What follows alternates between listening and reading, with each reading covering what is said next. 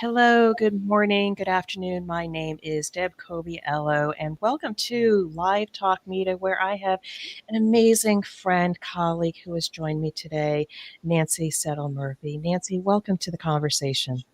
Thanks so much, Deb. It's such a pleasure to be here. All right, so just to give everybody some context, Nancy and I have actually been collaborating a little bit. We recently collaborated on an amazing document about virtual and communications, et cetera. So thankful for the networking and having met you. But today, something's been bothering me and that I really, really want to have a conversation with her, as well as you who are watching. And again, thank you for joining. As life has changed again, the pandemic has put people in remote work and has changed our work style. Things are changing again. And we are still having people working remote. Some people have worked in a hybrid environment. Some people have gone back full time, as well as the other people in our lives. And so, what's bothering me is that we may be going back into doing the same thing over and over again. And I often question the work that we're doing. Are we simply trying to achieve goals and tactical accomplishments, or are we trying to fulfill something greater and a greater outcome with purpose on both the individual level, because I know I've questioned it, as well as the team level? And I'm going to talk a little bit about the individual and offer you some thoughts for you to think about. And Nancy has an amazing experience in the group space. So just a little bit about Nancy. She is the owner of Guided Insights, an expert facilitator and meeting designer for face-to-face, remote, and hybrid settings. She's also a virtual team expert, cross-cultural trainer, instructional designer, and author of Leading Effective Virtual Teams, Overcoming Time and Distance. And so I'm grateful for this. But I'm going to kick this off a little bit, and then we're going to get Nancy's thoughts. But one of the things that, again, I want to talk about is chasing goals. Chasing goals versus an outcome. One of the things that really bothers me is that on my calendar these days, I had so much activity, and I started questioning that whether the activity that I'm doing is getting me closer to what I absolutely want to do. And you know what? I realized a lot of the activity was not. There was just activity filling space and time. And what I really want to do is connect with humanity, create people on a greater scale, have more speaking events, and attract customers that really value the work that I'm doing. And I'm wondering for yourself, Nancy, on an individual level, what do you see in terms of chasing goals versus outcomes? Well, thanks, Deb. I think during this pandemic, and we're still here, we're not out of the woods yet. I think many of the clients who I work with, many of my friends, neighbors, relatives, have really pulled back and taken stock about have I attached so much of my own identity with my work? What else is there? What are some of the other elements of leading a life well lived? So I'd say my goal has been to re-examine my life and to have a better work-life balance.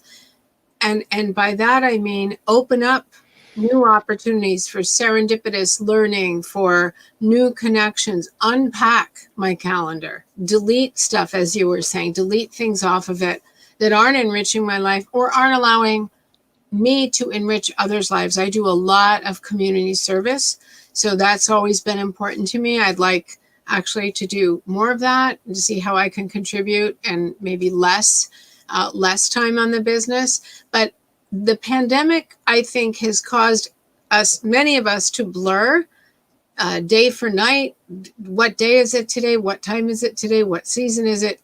And in so doing, to pull back and to take stock and look at our lives anew and say what really matters, and to create space for those things that really matter.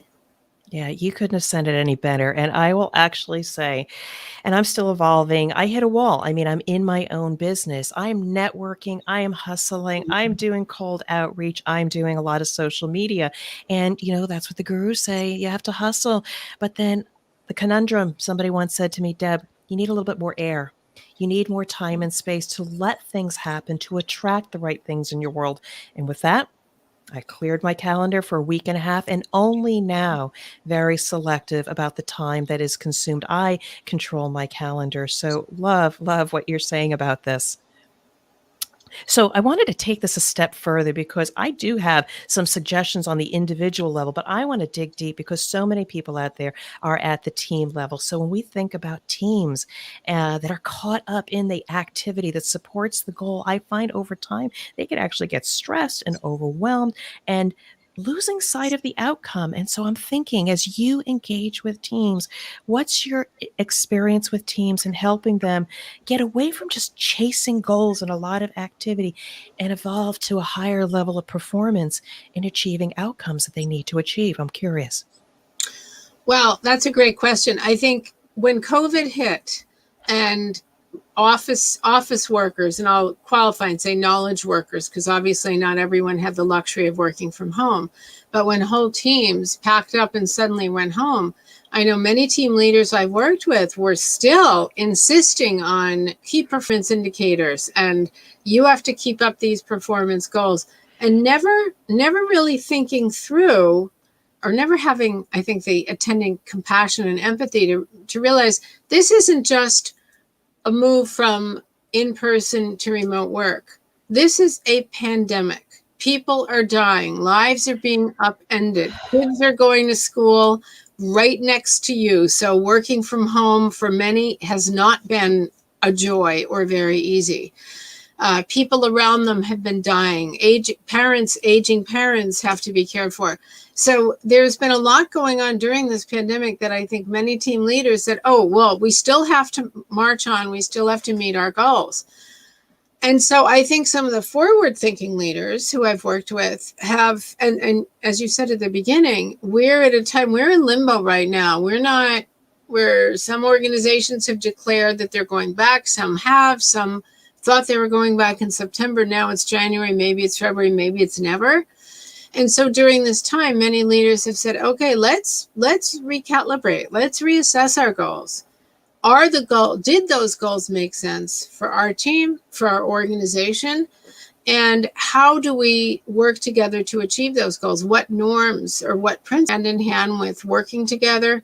That is what motivates and engages teams, I think, and creates trust more than almost anything else. But I'd say in terms of chasing goals, not completely rip them up, but be prepared to erase a lot of them and modify to the extent you can based on where you are in the organization.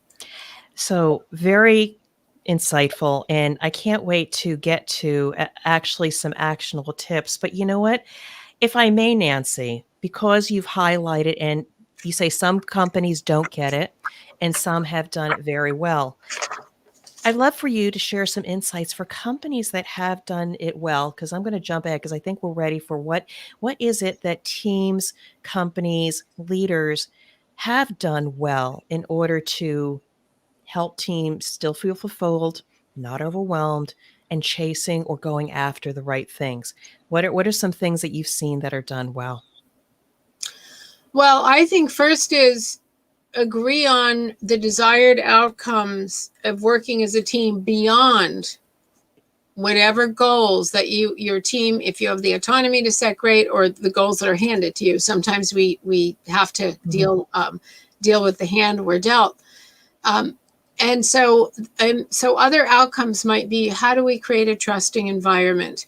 How do we create a workplace that we're all actually happy to come to? How do we create a workplace where we can share and learn from each other? How do I create a place where I am free to ask for support or to pitch in and offer my support? So it's those additional outcomes, I think, of experiential outcomes. How do we want to be purposeful as a team in agreeing on those desired outcomes? And then how do we want to work together? What are the attitudes and behaviors we want to demonstrate that will bring us there together? And that's something that takes a lot of conversation. And I think in the virtual/hybrid world, many conversations tend to be truncated because we're all busy and we have an agenda and we have to move on. So I think that some of the forward-thinking companies actually spend quite a bit of time on that. So you got me smiling here. I absolutely love this because what you didn't do, and I love the fact that you didn't do, was you didn't say, well, here's what you need to do. But what you said was leaders need a portfolio of broader questions to ask because in asking questions, you get people's minds and creativities into what would the future look like? What would a better collective future look like? Get everybody to identify. And you said something, the experience of coming together in work, serving an outcome, serving customers, et cetera. What do we want that to look like? If you set the ecosystem first Mhm. that people can thrive and agree to, the tactical work comes versus just focusing on Exactly. the tactical work. Yes, So almost as if by magic, you reach your goals if you can create the conditions for success and define them as a group. That's the key. love it. So, what I'm going to do, thank you, Nancy, is I'm going to jump in here because these are questions that I ask myself as well as the individual. And again, I don't necessarily give actionable tips when it comes to an individual that is also working remote and a family, trying to grow a business, whatever it is. Because I think if I'm going through it, other people are going through it. So, here are some questions you can ask yourself. And again, a leader can do this as well. To Nancy's point, do you have an outcome or vision you want to achieve, which is different than your goals? So, mine, one of them is connecting with humanity and making a difference. That is quite broad. Does the activity and the goals that I have support that? So, think about it. I want you to think about it. Write this down. Do you have an outcome or a vision you want to achieve? And it's not a goal. And then the next thing I would offer for people to think about is that once you have that outcome and that big picture, then, only then, create the goals and the tactical work that does support that and lay it out over timeline. I know it seems like a lot of work, but you have to go to that quiet space and do the work and think, not do. And finally, I ask you a question. Is there anything in your current plans or daily work that do not support those outcomes and those individual goals? Because if they don't, I suggest you delete it. Which is exactly one of the things that you shared as well, Nancy. So, um, I just want to ask for any additional insights as far as leaders, if they are still going through the turmoils of trying to find the right experience. Are there any last thoughts that you have around the future of work, making sure people working towards a greater purpose than simply goals? Yes, I think hand in hand. By the way, I love the advice you just gave, and I'm going to write it all down after this and remember. Um, I think hand in hand with creating shared vision for desired outcomes as a team is creating principles and norms. And I touched on this earlier for how we're going to work together. How are we going to communicate? Under what conditions do we use this communication form versus this? How responsive do we need to be? What hours, if particular hours, are we expected to be present so we can collaborate when one is here and someone's out here? So to me, it's about creating those team norms and principles that make things equitable, because I think the potential for an uneven playing field in a hybrid world is huge if you're not vigilant. So how do we make sure that we treat everybody on the team, regardless of where they work from, equitably and fairly? That takes a lot of work, and principles can help that enormously. Yeah.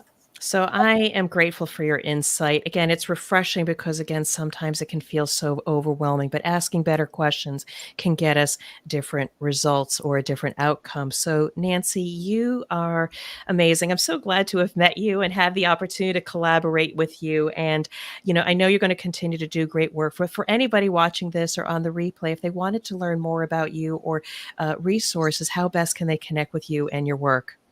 Well, first of all, I want to say right back at you for all the compliments you gave. I've loved working with you.